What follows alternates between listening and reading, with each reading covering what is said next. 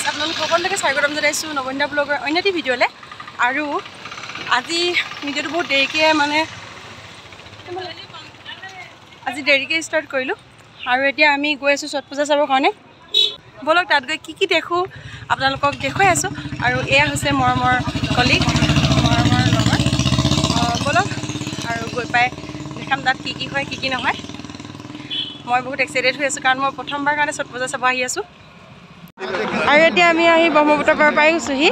ইয়াতে ছট পূজা পাতি আছে সেয়া। আৰু যেতিয়া বেলিটো দুবাৰ আগে মানে পূজাটো পতা হয়। আৰু যেতিয়া বেলিটো ওলাব ৰাতিপুৱা কাইলৈ আৰু তেতিয়া পতা হয়। মৰমৰ ষ্টাফ অংকিত আৰু অমুল বিহাৰৰ হয় আৰু এইটো বিহাৰৰ তেওঁলোকৰ পূজা হয় আৰু সেইকাৰণে তেওঁলোকৰ পৰাই কথাখিনি জানি ল'লোঁ। এইখন হৈছে শৰাইঘাটৰ দলংখন, একদম ওচৰতে হয়।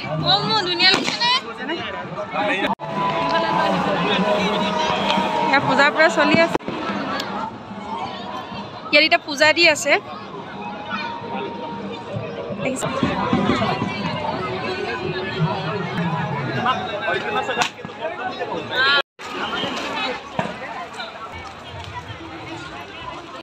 পূজা শেষ হ'ল, সেইবাবে আমিও চব মানুহৰ লগতে ঘৰলৈ বুলি ঘৰমুৱা হৈছোঁ।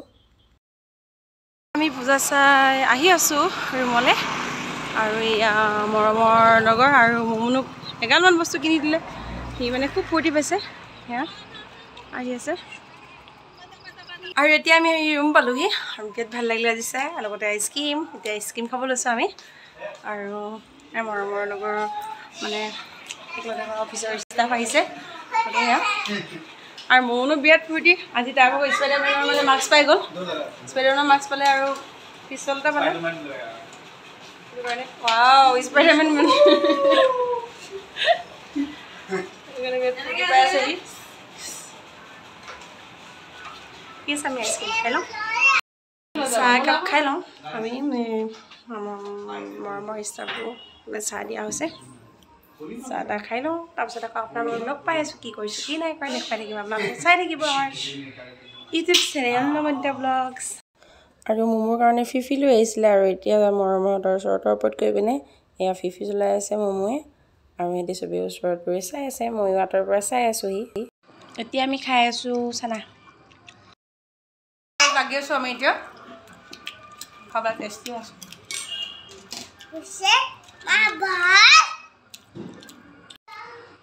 আজি বনাব লৈছোঁ দহি চিকেন।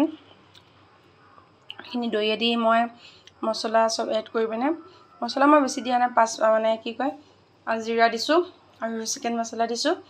তাৰপিছত পিঁয়াজ এটা কাটি দিছোঁ আৰু দিছোঁ আদা নহৰু পেষ্ট বনাই পিনে আৰু নিমখ হালধি দি অকণমান তেল দি মেৰিনেট কৰি ৰাখি দিছোঁ। মই এইখিনি 1 ঘণ্টা এনেকৈ ৰাখি থ'ম।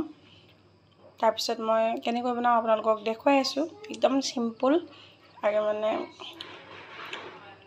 টেষ্টি এটা মানে ৰেচিপি হয়, আপোনালোকে ট্ৰাই কৰি চাব পাৰে। চিকেনখিনি বনাবৰ কাৰণে মই পিঁয়াজ দি ৰঙচুৱা কৰি ল'লোঁ তেলত। তেল মই খুব কমকৈ দিছোঁ। আৰু এতিয়া মই তাত চিকেনখিনি ঢালি দিম। যিহেতু মই আগতীয়াকৈ মছলা চব লগাই থৈছোঁ, হালধি নিমখ মানে অকণ দি আছোঁ।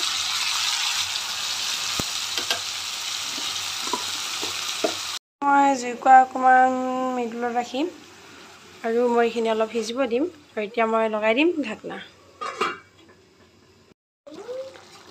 এতিয়া মই আকৌ এবাৰ লৰাই দিম।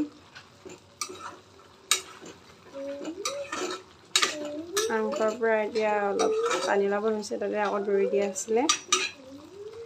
মই দৈ চিকেনটো খাই বিৰাট ভাল পাওঁ, অলপ মিঠা ভাৱটো আহে কাৰণে। আৰু আজি বহুত দিনৰ মূৰত ট্ৰাই কৰিম, মানে খাম। মানে বহুত দিন খোৱা নাছিলোঁ বনাই কেনে। চাওঁ কি হয় আজি, আৰু আপোনালোকক দেখাবলৈ চেষ্টা কৰি থাকিম। অলপ তেলটো ওলোৱাৰ কাৰণে আলুখিনি দি দিলোঁ। আলুখিনি দি এবাৰ লৰাই দিলোঁ। আৰু এতিয়া মই অলপ পানী দি দিলোঁ, আলুখিনি অলপ সিজিছে কাৰণে। আকৌ মই ঢাকোন মাৰি ৰাখিম। আৰু মোৰ দহি চিকেন ৰেডি হৈ গ'ল।